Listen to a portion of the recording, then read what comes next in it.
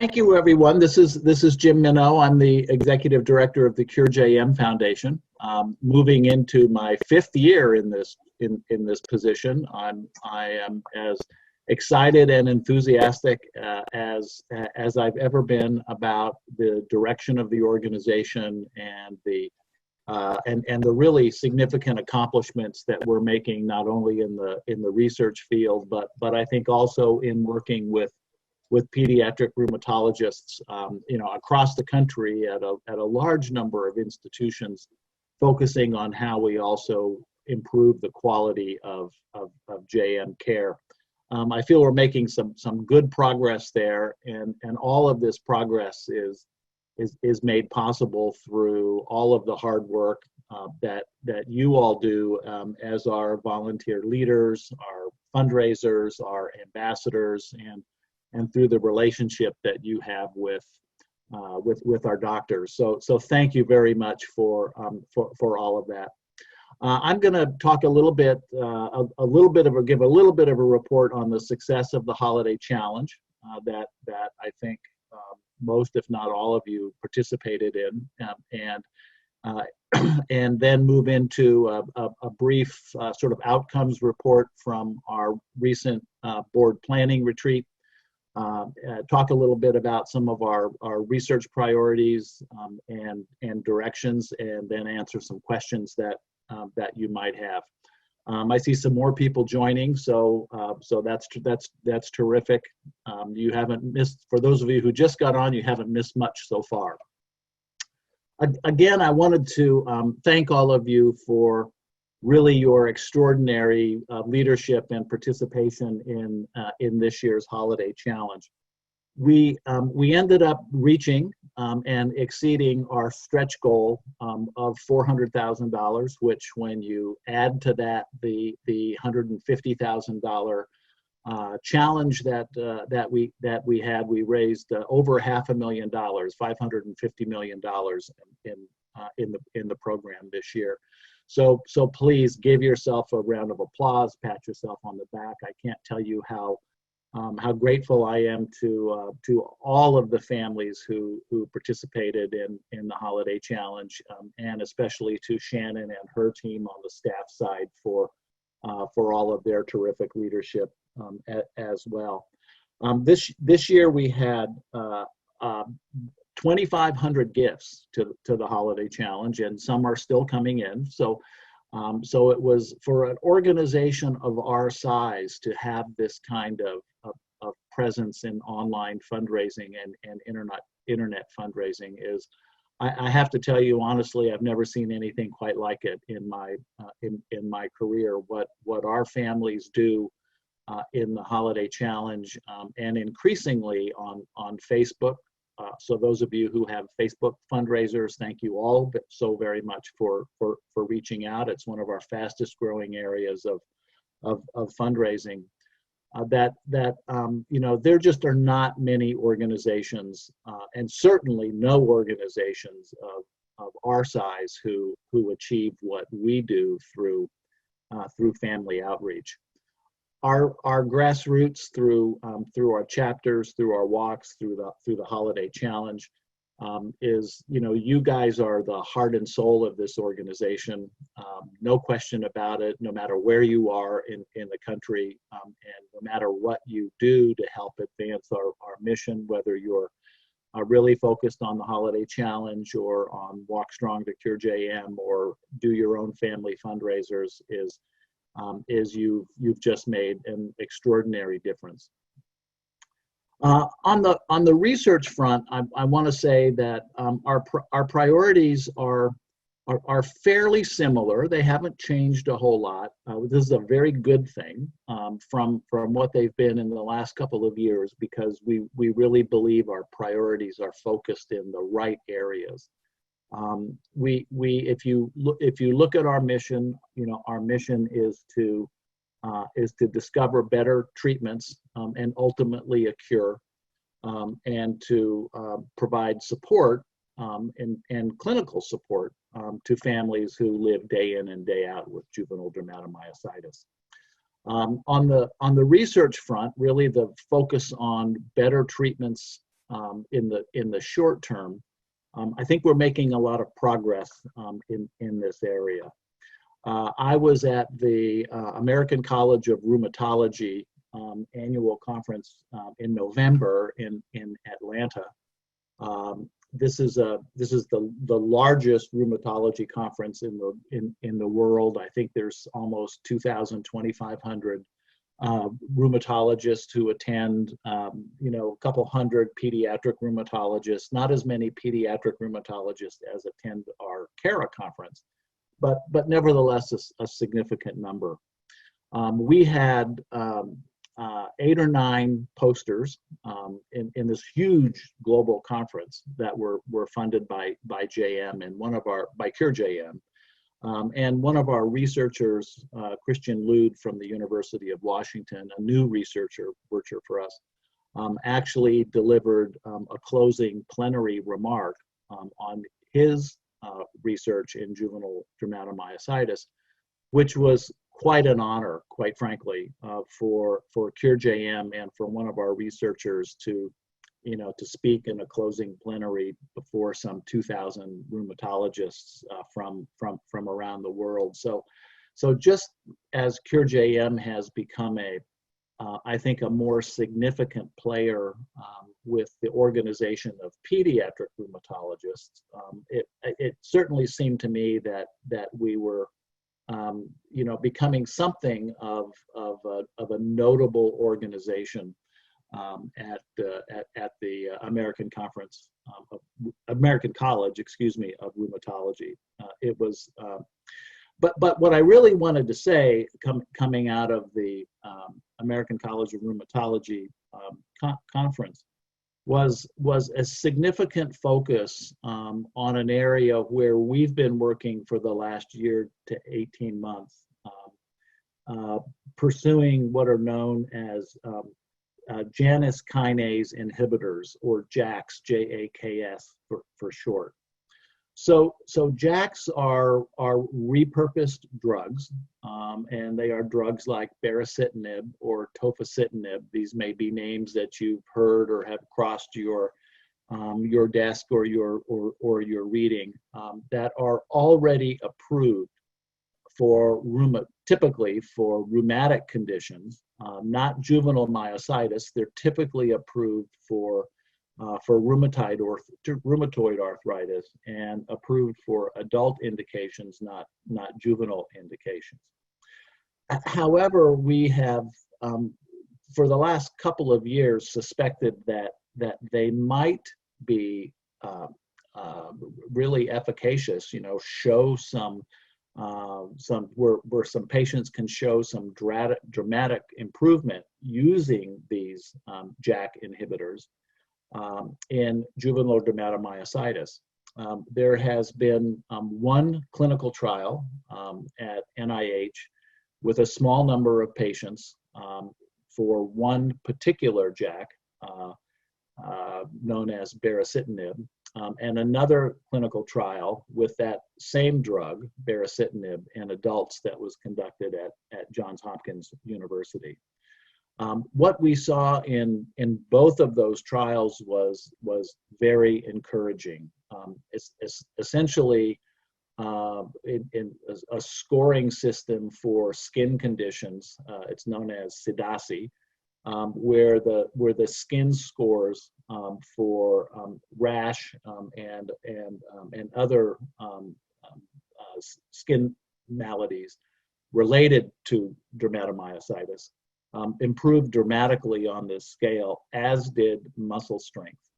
And I think in the pediatric trial, muscle strength was particularly important.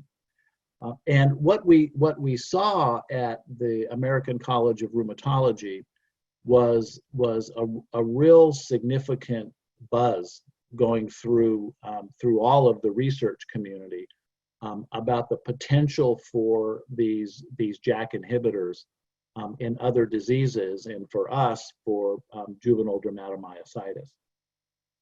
So as we're seeing the evidence of the efficacy of the JAKs we've really determined, coming out of our board priorities, that we want to fund more research and hopefully faster research in this area specific to juvenile dermatomyositis.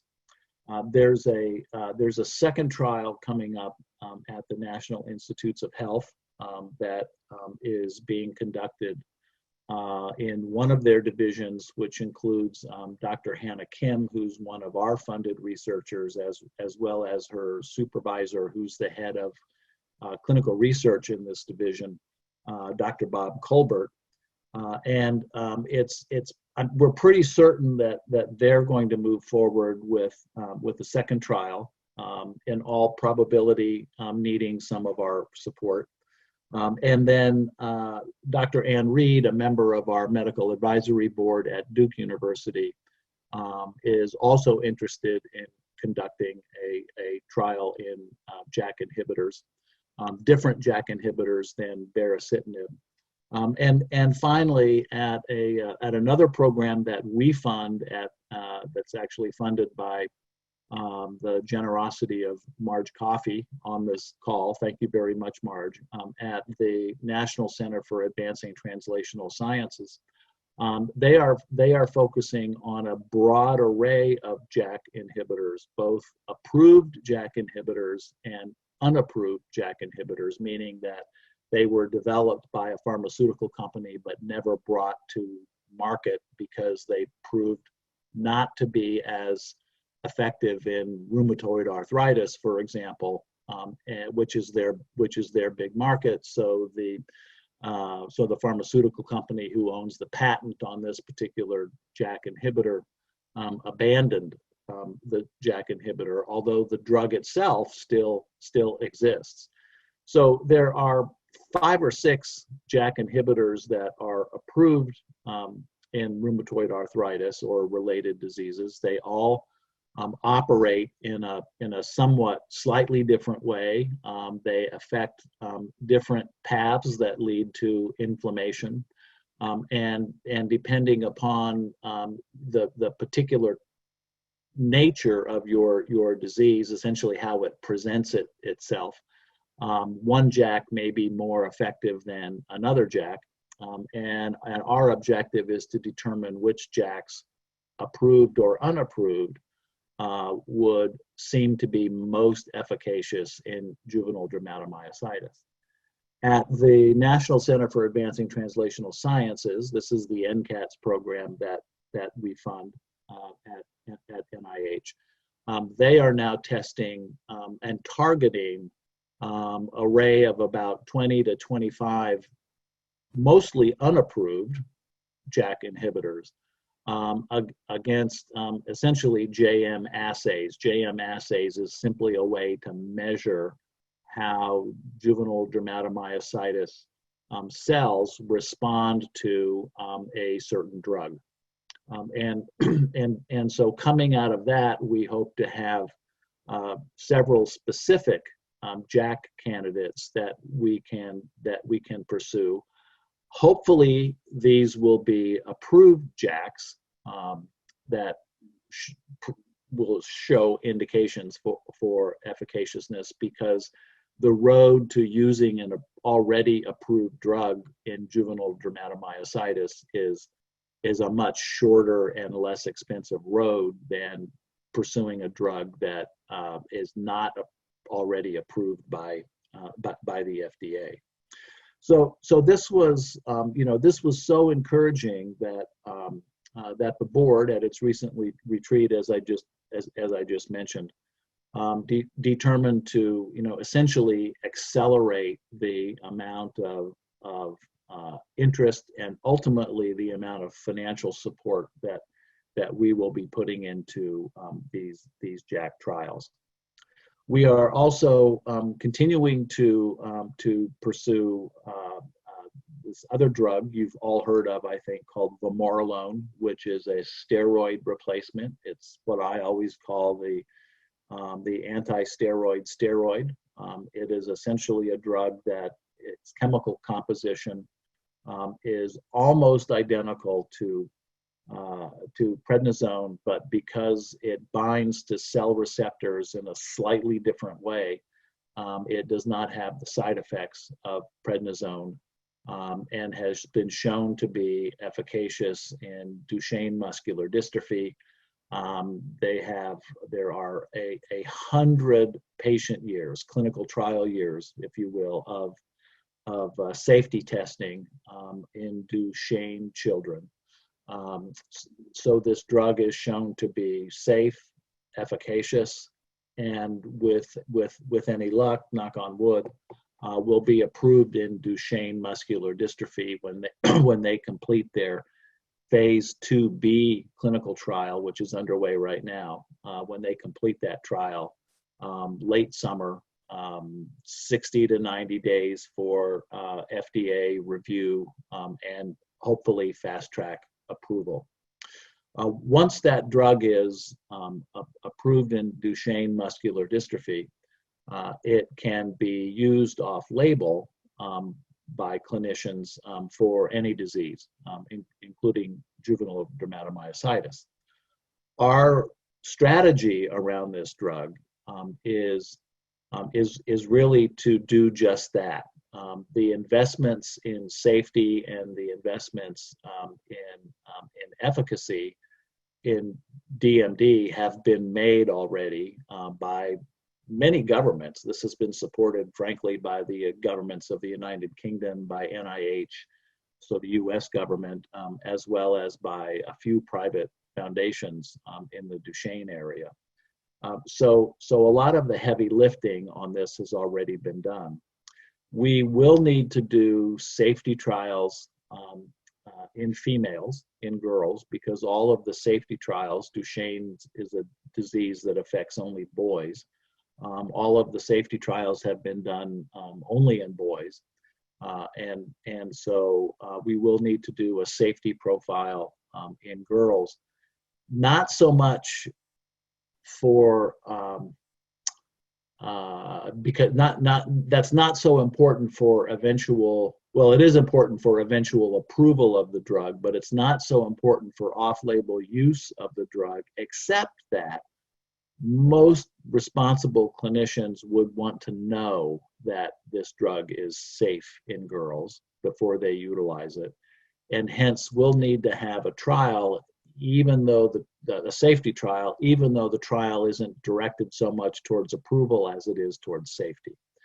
So I hope I didn't screw up that comment too much, to cause too much confusion, but a safety trial in girls followed by off-label use, which could happen, maybe as early as 12 months after the approval in Duchenne muscular dystrophy. So we continue to be very, very excited about the potential for vamorolone. There are some short-term hurdles. The biggest hurdle has to do with the pharmaceutical company who will ultimately own the drug. They don't own the drug right now. They have an option to own the drug that we're pretty confident they will exercise that option. And we still need to make sure that juvenile dermatomyositis is high on their list of potential indications for this drug, so they don't block, if you will, our access to the drug to use in clinical trials for off-label use. We have a terrific relationship with the company who owns the drug right now, but they're not going to own the drug in the future. So kind of a long-winded way of saying, in addition to doing this trial, we also have a lot of lobbying and cultivation, if that's the right word, with the new owners to make sure that they are on the CureJM team as we try to do that. And then ultimately, we're going to need to have the FDA as a partner in this. The FDA is already familiar with vamorolone because of the DMD work. They're familiar with the company that developed the drug, ReveraGen, in Rockville, Maryland, and they're somewhat familiar with us. So So really making sure that that FDA pathway is an open road for us, as well as the pathway with the future owners of the drug, is equally important to the success of the clinical trial. So that's those are really, I think, the major highlights of what we're doing in drug development.